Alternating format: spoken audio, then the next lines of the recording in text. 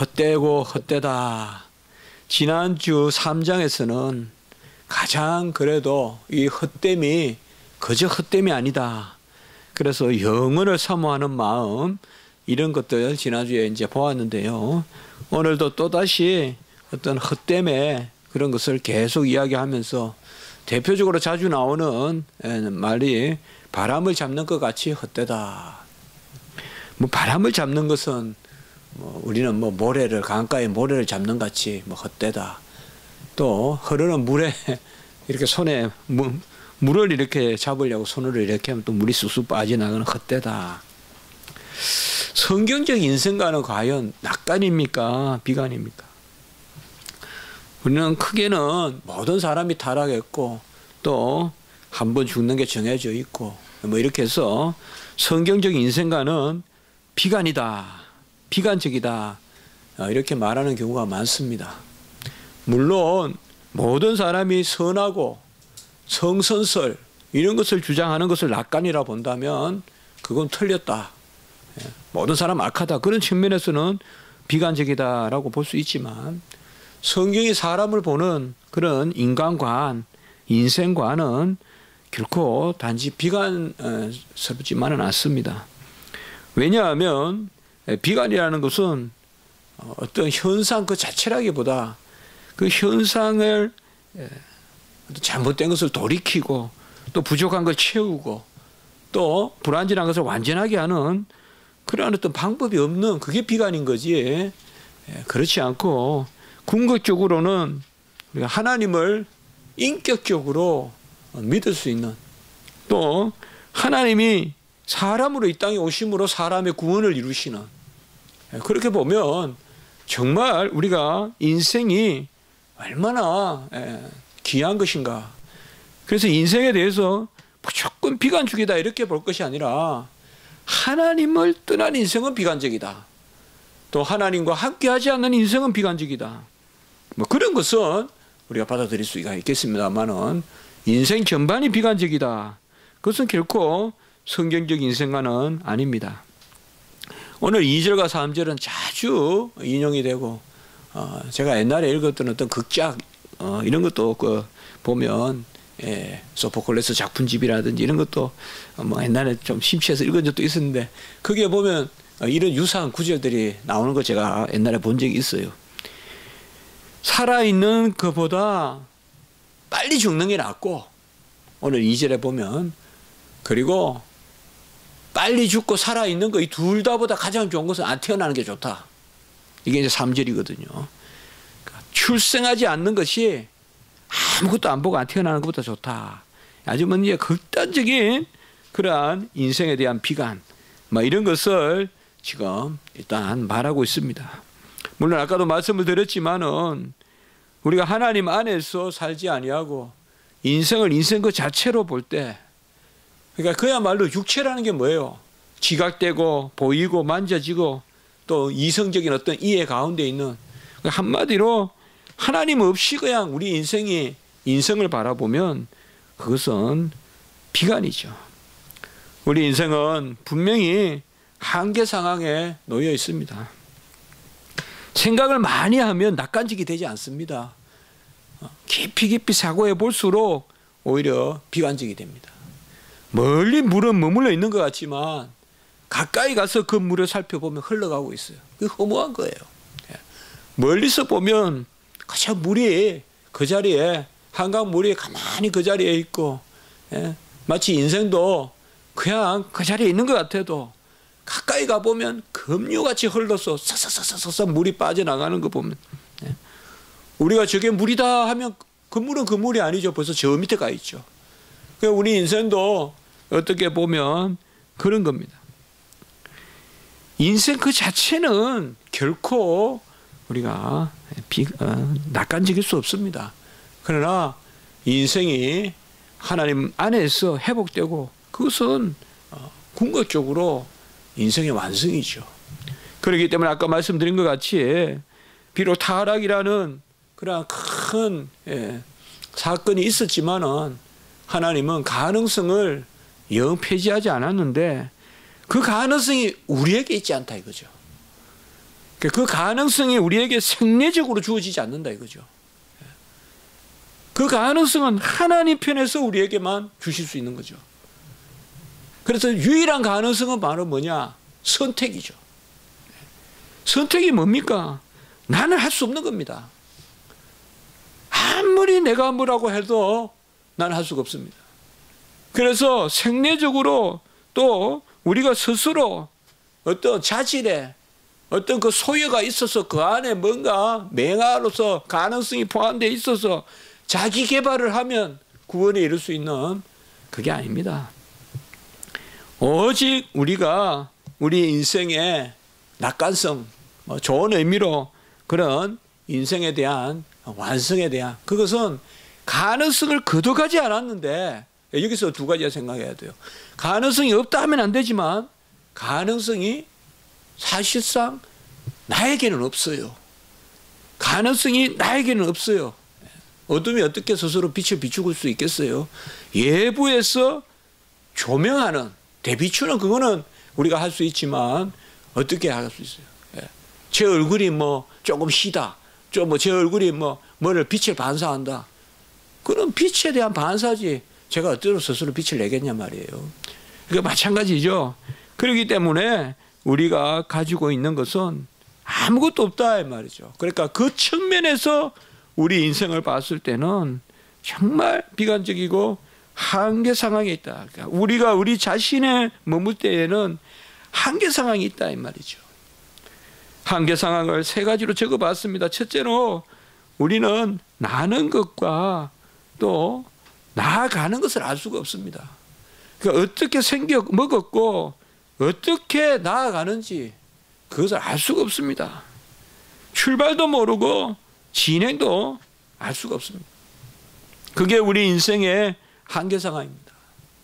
여러분, 시작을 모른다는 것은 사실 아무것도 모릅니다. 물건을 만든 사람만이 수선할 수 있습니다. 궁극적으로는 만든 사람만이. 아무리 연구해도 컴퓨터를 만든 사람이 그 컴퓨터를 완전히 아는 거지 다른 사람은 모릅니다.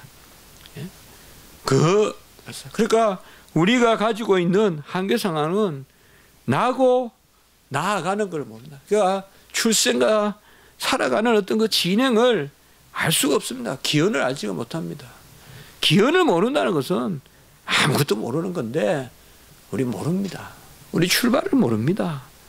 내가 어떻게 생겨 먹었는지 모릅니다. 둘째, 우리 인생의 이러한 한계 상황, 비관성은 인과관계를 알 수가 없습니다. 우리 인생은 인과관계를 알 수가 없습니다.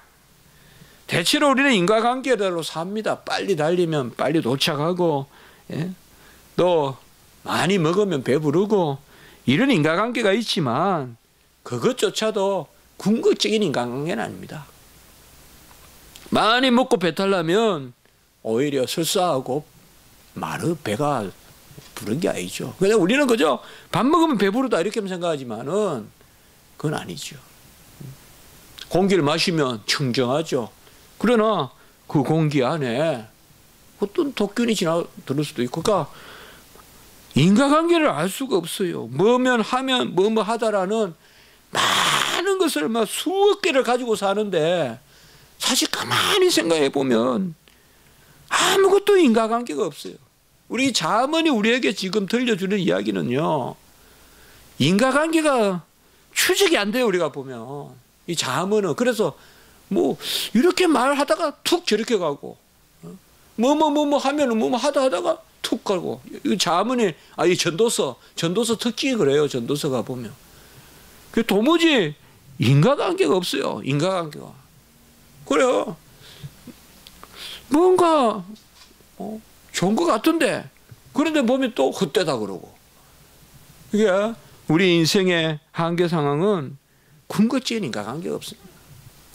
우리는 어떻게 보면 인과관계에 속고 사는 거예요. 열심히 일하면 성공한다.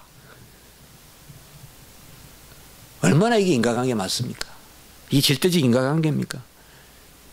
그러니까 어떻게 보면 열심히 일하면 성공한다. 그 성공은 또 뭡니까? 이 성공이라는 기준이 뭡니까? 예. 그 성공한다는 게 잘 먹는 거라고 치자고요. 그럼 잘 먹어서 또 성인병 걸리면 어떡할 거예요? 그러면 열심히 일해서 성공해서 성인병 걸린다. 그건 결코 좋은 게 아니잖아요. 그냥 우리에게 썩고 사는 거예요. 썩고 사는 거예요. 열심히 일하면 성공한다 하지만 성공해서 좋은 차 타고 속도 내다가 빨리 사고 나면 또 어떡할 거냐. 그러니까 하나의 고리는 보는데 두 고리, 세 고리만 봐도 우리는 인과관계를 알 수가 없어요. 그래서 전에 제가 말씀드리지만 장자에 나오는 이야기를 하잖아요. 너무 잘나도 죽고 못나도 죽고. 나무가 잘 멋있단 말이에요. 야, 저 나무 멋있다. 배 가지고 좋은 목재로 쓰더라 이 말이에요. 빨리 죽는구나. 너무 잘나도 빨리 죽고. 또 닭이 울지 못하더란 말이에요. 잡아먹더라고요. 너무 못나도 잡아먹고. 그 너무 잘나도 빨리 잘리고 너무 못나도 잡아먹히고. 뭐 동양의 고전에 나온 이야기지만 우리 인과관계라는 게 정말 그렇다고요. 정말 그렇다고. 오늘 여기도 보면 두 손에 가득하고 수고해서 끌어안는 것보다 한 손에만 있는 게 낫다. 한 손에만 있는 게 낫다. 어떻게 보면 말도 안 되는 소리. 그러나 두 손에 끌어안고 있다가 적의 눈에 띄어서 화살 맞으면 한 손에 좀 적게 가지고 있다가 화살 안 맞는 게 낫잖아요. 뭐 또 우리 이야기하면 또 동양 이야기지만 세옹지마 다 그런 이야기란 말이에요. 말이 없어가 슬퍼했는데 또 말이 끌고 오고 인생 지사 세옹지마다 이 말이에요. 지금은 잃어버린 것 같은데 또 나가서 더 들고 들어오고 할 수가 없다 이 말이에요. 이런 것들이 있기 때문에 이것을 간주하면 이 궁극적 인과관계에 가치 부여를 해주는 분이 없으면 우리 인생은 헛되죠. 헛되죠. 우리가 납작 엎드려 10분을 기도해도 그 궁극적 가치를 그야말로 신적인 인과관계로 우리가 섭리라고 부를 수 있겠죠. 하나님의 섭리로 우리를 이끌어 주신다면 요셉의 구덩이에 들어가는 것도 선한 것이 될 수가 있고 요셉이 보디발 아내의 그 관계로 감옥의 시대의 관계 뜰에 잡혀 들어가는 것도 또 선한 것이 되고 있어요. 그래서 지금 여기에 전도자가 간주하고 바라보는 것은 다 그런 거예요. 첫 번째는 우리가 기원을 알 수가 없고 기원을 모른다는 건 아무것도 모르는 거예요. 정말. 이 의자는 가장 잘 아는 사람 만든 사람이 알고 있어요. 만든 사람이 속을 알고 우리가 앉아서 효용성 정도만 알지 우리는 효용성 정도만 말하지 이 의자가 무슨 재질이고 이 의자가 잘 몰라요. 뭐 분석해가지고 가장 가까이 가긴 하지만 그러니까 기원을 몰라요. 우리는 기원을 모르니까요. 조금 모르면 어떠냐 이래도 조금 탈라면 이제 문제라고. 컴퓨터 그냥 잘 쓰다가 탈라면 도스를 알아야 해결이 되잖아요. 근본 속을 알아야 되는데 도스 모르면 맨날 그 수박 거닫기식으로만 그냥 처리하고 근본적이 안 되잖아요. 마찬가지. 그 두 번째는 인과관계를 모른다. 정말 인과관계를 몰라요. 열심히 책 써서 상 받았다. 이게 좋기만 하겠냐. 열심히 공부해서 박사학위 받았다. 이게 좋기만 하겠냐 이 말이에요. 좋기만 하겠냐. 정말 제가 박사학위 따는 순간 그 생각이 들더라고요. 따기 전에 한 2달 동안 이 학위가 나한테 걸림이 되면 어떡하냐. 그런 마음이 들더라고요. 사실 막 학위를 받아가지고 어떤 명예롭게 강단에서 이거 강의하고 이런 제 모습보다는 오히려 좀 편하게 그냥 사람들하고 어울리면서 성경 이야기하고 같이 여름에 수박도 나눠 먹고 이런 모습이 오히려 더 주의 종으로서 좋지 않냐? 이런 모습도 사실 들더라고요. 두 개 중에 뭘 선택할지 모르겠더라고요. 근데 우리 인간관계에 속아서 사는 거예요. 공부할 때는 성적 좋아야 되고. 그래서 지금 여기 보면 제가 전도서를 읽어보면서 보면 우리나라 말로 그냥 잘 가다 삼천포 투투투투 떨어져요. 전도서 보시라고요. 계속 보시면. 이렇게 일하다가 이렇게 결과가 돼야 된다. 엉뚱해. 계속 그렇게. 인과관계가 우리 온전치 않습니다. 자녀들도 마찬가지예요. 자녀들도. 물론 그렇다고 해서 우리가 노력하지 마라 이런 건 아니지만 궁극적이진 않다 이 말이죠. 궁극적이진 않다 이 말이죠. 그래서 어떤 세상적인 한 매듭을 풀어준다고 해서 그 인과관계를 해소시켜 준다고 해서 궁극적으로 자녀들이 잘 되는 것이냐? 그거 아니다 이 말이에요. 대학교 잘 갔다고 해서 궁극적으로 자녀들이 잘 되는 것이냐? 그거 아니다 이 말이에요.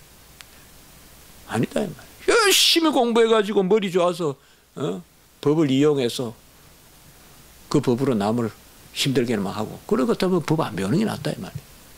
안 그렇겠습니까? 건세 10년 20년 잡아왔자 뭐 하겠어? 그거 뭐 하겠습니까 그거? 안 그래요? 건세가 있어야 뭐 하겠어요? 그걸 가지고 선용하고 좋은 데 쓰고 그러면 되는데 보통 세속적 인과관계는 그게 아니잖아요. 판검사 하면 건세가 있고 건세가 있으면 군림하고 세상이 벌벌 떨고 뭐 그런 것을 우리가 인과관계로 엮어놓고는 그거 떼려고 그냥 몸을 해쳐가면서까지 공부하잖아요. 세 번째는 어떤 일도 궁극적인 의미가 없다는 거예요. 어떤 일도 궁극적인 의미가 없다 이 말이죠. 모든 일이 궁극적인 의미를 가지고 있는 일은 하나도 없다 이거예요. 하나님이 의미를 부여해 주시기 전에. 하나님이 의미를 부여해 주시기 전에는 의미가 없다. 어떻게 보면 인간의 타락은요, 의미 상실이에요. 궁극적인 의미를 상실하는 거예요. 이제는 그냥 이 땅에서 안 죽고 살아가는 거예요. 어떻게 보면 이 전도서 기자가 맞아요. 이게 철학자가 말이 맞아요. 2절 3절이 사실 하나님 없다면 이 말이 틀린 말이 아니에요. 하나님 없다면 살아있는 사람은 빨리 죽는 게 낫고 더 좋은 것은 아예 안 나는 게 낫고 맞을 수 있어요. 사실 세상 철학자가 오늘 2절 3절을 가지고 결론 낸다 그러면 그 철학자 말이 맞을 수 있어요. 맞을 수 있다니까요. 안 태어나는 게 낫고 태어나서는 빨리 죽는 게 낫고 역으로 이야기하면 2절과 3절을. 왜요? 궁극적인 의미가 없기 때문에. 악이 흥하고 오늘 보시면 3절에 보면 행하는 악한 일을 보지 못하는 아예 태어나지 않는 게 좋다.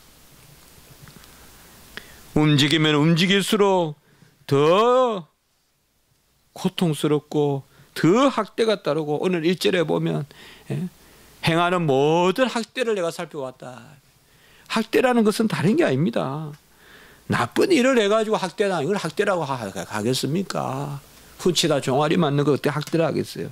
착한 일을 아무리 하려고 해도 더 핍박하고 더 궁지에 몰고 그리고 오늘 4절에도 보면 시기가 있다 이 말이죠. 모든 수고와 모든 재주를 부려봤자 시기가 있다. 20대 30대는 명예를 추구하고 또 40대는 또 재산도 추구하고 뭐 명예도 추구하고 젊을 때 이렇게 살잖아요.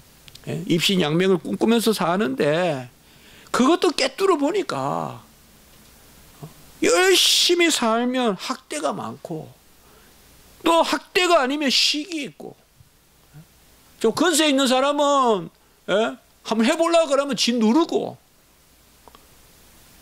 아니면 동등한 사람은 시기하고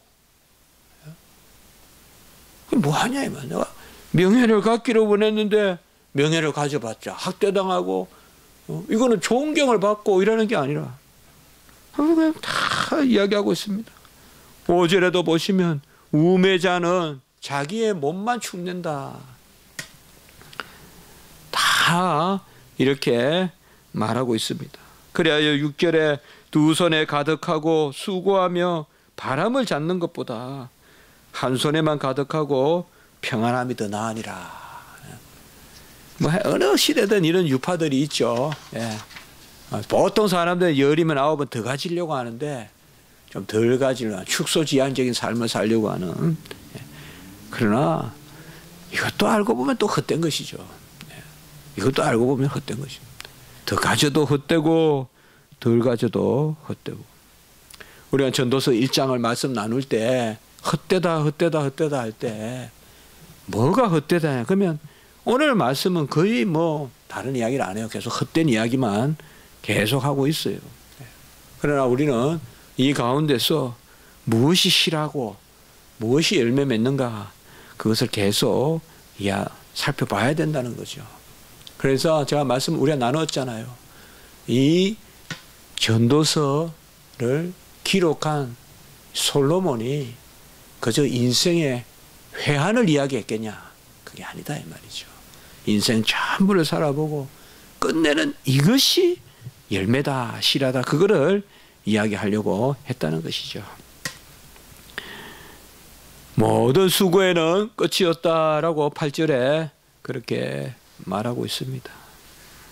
그때는 뭐 우여곡절이 있고 그때는 또 무엇을 위하여 살거나 또 누구를 위하여 살거나, 그렇지 않습니까?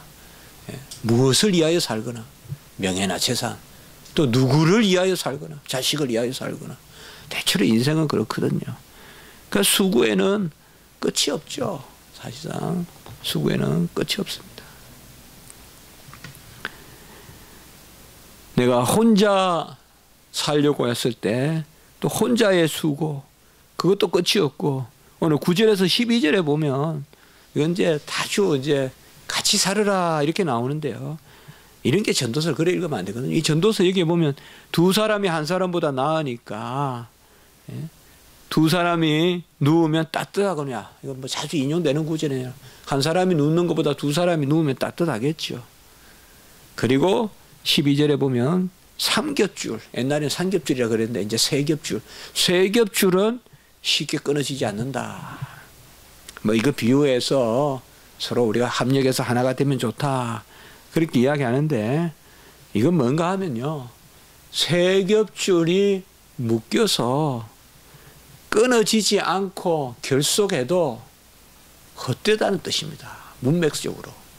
문맥적으로 이것이 혼자 사는 것은 헛되니까 서로 기대고 살아라, 그런 말로 읽을 것이 아니라, 여기는 전후 문맥이 뭔가 하면요, 한 사람이 살기가 어려워 협력하고 살아도 그것은 궁극적으로 우리에게 크게 절대적인 유익을 주는 것은 아니다, 그것을 말하고 있습니다. 그래서 이 땅에서 함께 누우면 따뜻하고, 또 셋이 있으면 끊어지지 않고, 둘이 있는 것은 서로 마주보는 것이고 셋이 있는 것은 서로 속하여 있는 것이거든요. 그래서 이 땅에서 끊어지지 않고 좋은데, 여기 말은 세상에서 협력하라 그런 게 아닙니다. 궁극적으로는 하나님 안에서 서로 속할 때, 어떻게 보면 마틴 부버가 나와 너라는 책을 썼지만 우리는 나와 너라기보다 그 안에서 우리, 저는 그게 맞는 것 같아요. 나와 너, 그게 우리를 만들는 건 맞지만은 나와 너의 그런 적자 대자 관계가 아니라 우리의 하나님만이 한 분이고 우리는 그 안에 다 그냥 속하여 있는 거. 그게 바로 삼겹줄인 것 같아요. 그래서 여기서 말하는 세겹줄이라는 말은 인생의 세겹줄의 어떤 견고함, 그건 아닙니다. 사람이 셋이 모이면 견고하고, 그러니까 혼자 살면 헛되니까 서로 모여 살아라, 전도자가 그걸 이야기하고 있다, 그게 아닙니다.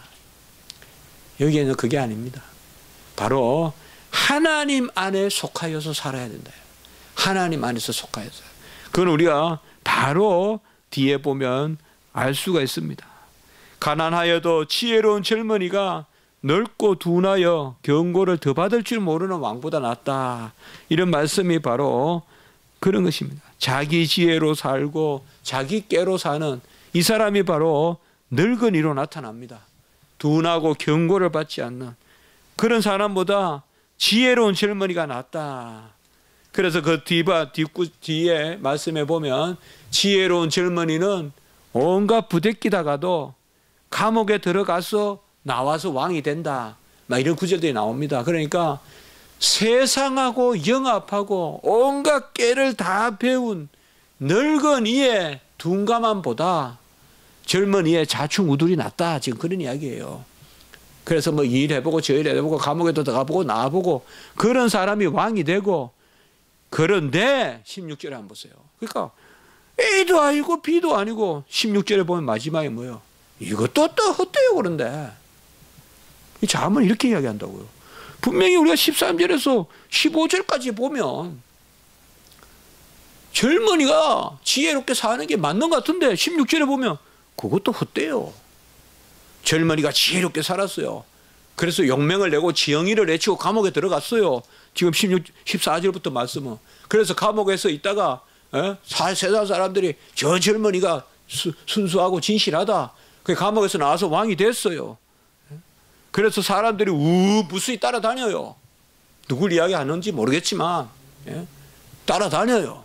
솔로몬을 이야기하는지 뭐 여로보암을 이야기하는지 모르겠지만 지금 그런 이야기예요. 그게 좋다라고 해야 되는데 그것도 헛되다 이거예요. 그러니까 뭐예요? 늙은이의 둔감함도 헛되고 젊은이의 지혜도 헛되요. 이런 문맥에서 읽어봤을 때 아까 바로 위에 하나 살아도 헛되고 둘이 모여 살아도 헛되고 셋이 모여 살아도 헛되고 다 헛되요. 다 헛되요. 인과관계가 없어요. 그게 오늘 말씀 끝이에요. 4장 1절에 보면 위로자가 없도다. 컴포트. 그들에게는 위로자가 없도다. 위로자는 뭐예요? 우리가 신약에서 위로자는 진리로 속삭이는 자잖아요. 길을 알려주잖아요. 보혜사잖아요. 없다 이 말이에요. 그들에게는 위로자가 없다. 결국 4장에서 우리가 말할 것도 없이 다시 아까 말씀은 우리한테는 한계 상황이에요. 이게 인과관계 조금만 생각해 보면 인과관계에 속아서 사는 거 우리는. 이거 자기 깨라고도 할 수 있겠죠. 인간이 만들어 놓은 그 인과관계. 하나님은 인간의 인과관계에 매이지 않거든요. 이만큼 노력했으니까 저만큼 되겠다. 이거 아니거든요. 하나님 안에서의 어떤 그야말로 끊을 수 없는 삼겹줄, 세겹줄, 그걸 찾으라는 게 바로 오늘 전도서의 말씀입니다. 우리 자신도 그렇고 자녀들도 그렇고 정말 우리는 하나님이 의미 부여를 해주시지 않으면 그 일 자체로 절대적으로 의미를 가지는 것은 이 세상에 한 가지도 없다는 거예요. 어떤 인과관계도 없다는 거예요. 이 세상에 의미 있는 인과관계 없어요. 그런데 하나님의 섭리가 미치지 않는 곳이 없기 때문에 모든 일에는 하나님의 뜻이 있고 빗방울이 하나 떨어져도 하나님의 뜻이에요. 우리 머리카락이 자라는 것도 하나님의 뜻이 있고, 그래서 우리는 그것을 해야 돼요. 아무 인과관계 없습니다. 하나님이 없으면 세속적인 철학은 어떻게 보면 허무주의가 맞죠. 하나님이 없이 살면서 낙관적인 철학을 하는 그 철학은 틀렸겠죠. 하나님이 없다면 오늘 2절 3절 아까 말씀했지만 안 나는 게 낫고 났으면 빨리 죽는 게 낫죠. 맞잖아요. 저 어리 부족하지만 저도 어릴 때 연습을 좀 해봤거든요. 제가 생각이 떠다. 진짜 인생을 깊이 생각하는 사람은 인생에 적응하고 사는 사람이 아니라 부대낄 것이다. 그 생각은 좀 들더라고요. 어릴 때부터. 중학교다 고등학교 때. 진짜 인생을 바로 아는 사람은 인생에 부대낄 것이다. 이게 이제 진짜 비관주의죠. 그렇죠. 안 그렇겠습니까? 세상에서 살면서 그저 희희낙낙하고 그건 비정상적인 삶이죠. 그렇죠. 그러나 세상이 헛되다는 걸 깨닫게 하는 것도 하나님 아니고는 안 되지 않겠습니까? 철학자가 알겠습니까? 흉내만 내지. 궁극적으로 세상이 헛되다는 것은 우리가 오늘 설교했듯이 하나의 인과관계도 절대적인 게 없다는 것, 세상에는. 그거는 오직 믿는 우리만이 고백할 수 있겠죠. 하나님만. 코넬리우스 반틸이 절대적인 이성은 하나님께만 있다. 인간이 이성이란 말을 쓰는 것은 인간 간에 서로 상대적으로 약속된 이성이지, 그냥 reason, 이렇게 이성, 라틴어로 라티오, 이 단어는 엄밀히 말하면 하나님께만 쓸 수 있다. 이 반틸의 변제법에서 이야기했잖아요. 우리는 그저 논리적이다. 우리는 뭐 그저 앞뒤가 맞다. 아이 뭐 그거 뭔가 조리가 서네. 부조리하네. 조리성, 부조리성. 우리끼리는 서로 이야기하지만 하나님 앞에서 전부 부조리하죠. 인간의 것들은. 하나님이 하시면, 그래서 우리가 너무 우리의 인간관계에 매여서 절망하지 말고, 너무 우리 세속적 인간관계를 크리스찬들이 그에 매여서 살지도 말고 하나님의 인간관계, 그것이 오늘 우리에게 주는 작은 교훈이 아닌가, 우리가 그렇게 한번 생각해 봅니다. 기도드리겠습니다. 거룩하고 자비로우신 하나님 아버지, 우리는 태생을 알지 못하고 인과관계를 알지 못하고 또 우리가 하는 것이 절대적인 그러한 가치가 있다는 것을 우리 인생은 우리 스스로 알 수가 없습니다. 하나님 함께 하셔야만이 비로소 우리가 남을 알고 또 우리가 감을 알고 또 비로소 우리가 아버지여 하나님의 섭리 가운데 인과관계를 알고 애통하며 씨를 뿌리고 눈물로 씨를 뿌리는 그 의미를 알고, 그리고 하나님이 계셔야 우리가 정말 인생에 우리가 아버지가 생각하고 행하고 이 모든 일들이 참 열매 맺는 그런 의미 있는 일이라는 걸 알게 된다는 것을 생각했습니다.